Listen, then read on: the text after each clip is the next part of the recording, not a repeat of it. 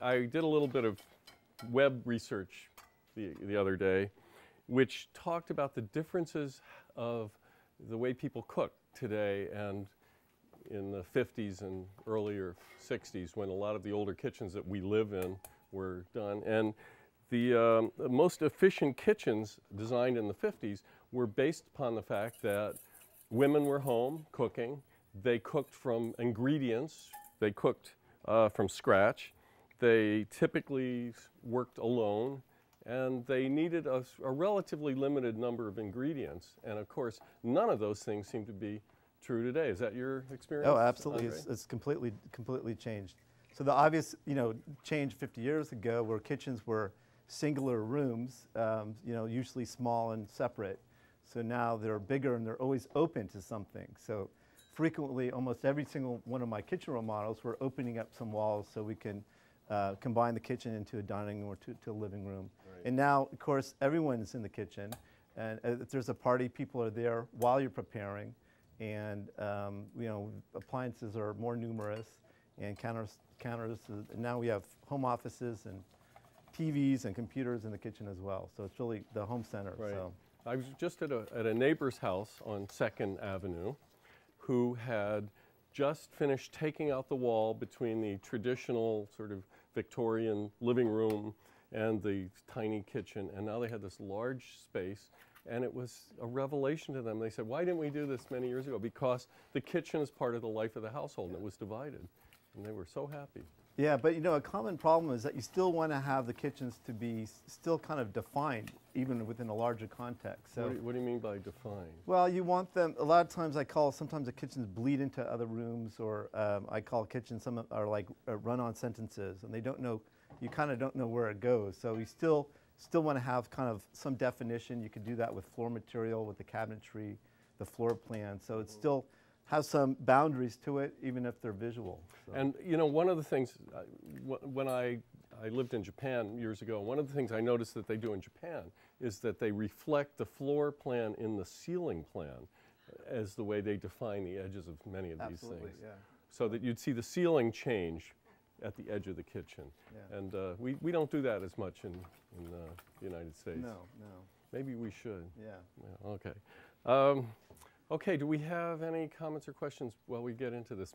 Yes, sir. Is there still a magic triangle number? Is that still in use, or is that an outdated concept? Yeah, it's commonly known when you do a layout that you kind of connect the dots between the sink, the refrigerator, and the stove, and that should form some type of triangle.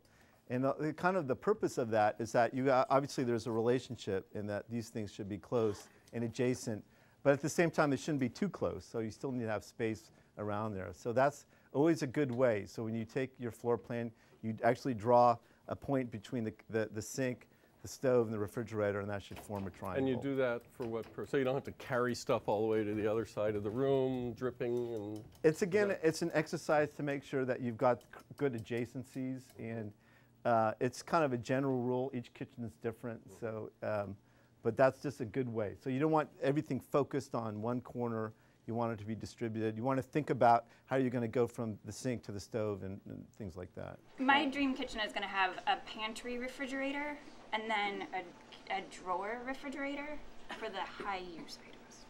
So a drawer refrigerator at this level, what would you put in there? Milk and Eggs and cheese. Yeah, cheese, because I eat a lot of cheese. Butter. Well, I don't understand why you do that. Why would you do that? Why would you want to not just have a regular refrigerator? My refrigerator usually has so much stuff in it that I like to have a handy... The personal need. Yeah. So you would have a refrigerator right next to where your cook station is. Okay. Got it. So an update on the gougere batter.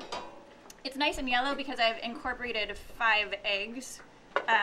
And I'm going to put in, I'm using a little bit more cheese today. About a cup of cheese. Usually cheese for gougere is grated. Mine is in tiny cubes because I like the hunks of cheese, but if you want to do it the traditional way, grate it. Lots of flexibility. That's right. So I have incorporated the cheese and now it's lumpy. My next step is going to, and I'll demonstrate a couple of these for you. Okay, so one of the things we can look at here is how much counter space do you actually need to cook, okay? This is a common problem. 30, she needs 30 feet. She's got it here though, which is nice.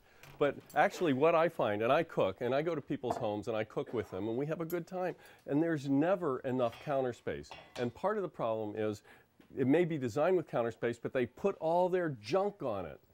And we know, get the stuff off the counters, and you really do need, I mean, this is a nice size workstation right here. That's a single person's workstation, but that's a minimum size single person's workstation. If you were actually designing a kitchen, Andre, tell us how much counter space you think you'd need. Well, you know, as much as you can get. So again, there's such a broad range from tiny kitchens. You just want to be efficient.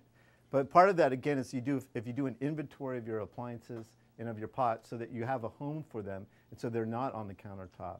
And so now also, you know, things like traditionally microwaves were placed on the countertop. Now they're always built in. We have appliance garages. And again, if you just, you know, have a place for it, then you can free up the clutter. Another way to do that, freeing up the clutter, or having more counter space, is to use movable, portable, or island types of working surfaces like this. Okay, so back to Rachel. My ideal kitchen is going to have room for my giant cookbook collection. I probably have 200 new and vintage cookbooks, and a place for a computer, because in spite of all of those cookbooks, I half the time look up recipes on the internet. Yeah. We are in a technological transformation period of the history of human culture, and so we are just at the beginning of that, actually. And this is sort of an interesting thing where we are doing things by hand. We are making gougere by hand, using maybe a recipe from a book that was printed, and there's all this technology transfer into the way the book was printed. You know, so we're sort of halfway modern technology and halfway. And I forgot the book today, so I pulled the recipe off the internet on my way here. So we're sort of halfway there. So what will it be like in 100 years, I say? You will type in, make gougere, and, you know, open the oven, and it will be there. Like the Jetsons? Like the Jetsons, that's right. Okay, so we are making 4 of these little half sheets of gougere. And you know, this is a common thing you can buy in bakeries in France, in my experience. It's kind of hard to find good ones, though. If you're looking for gougere, go to Tartine. Not necessary to go all the way to France, no. Okay, uneven, very uneven. So how many of you in this room actually enjoy cooking? Is this like a big thing for you guys? And some of you cook for survival. The survivalists cooking. Yeah, we have some survival cookers. So, and when you're talking to clients, you're asking them about what their cooking and eating styles are, right? Absolutely, yeah. So obviously people are, you know, foodies, have special requirements, and, you know, sometimes we put, you know, double stoves, double refrigerators, double dishwashers, but there's also a bunch of new types of appliances are being used now. We install steamers a lot, and I saw a deep fat fryer out here that is incorporated. We'll see it when we take a walk around. Is that cool? Hey, what is this that you're putting in our gougere? Fresh thyme. This recipe invites you to use fresh thyme and or pepper. So I'm going to make a batch with some fresh thyme because I love the smell.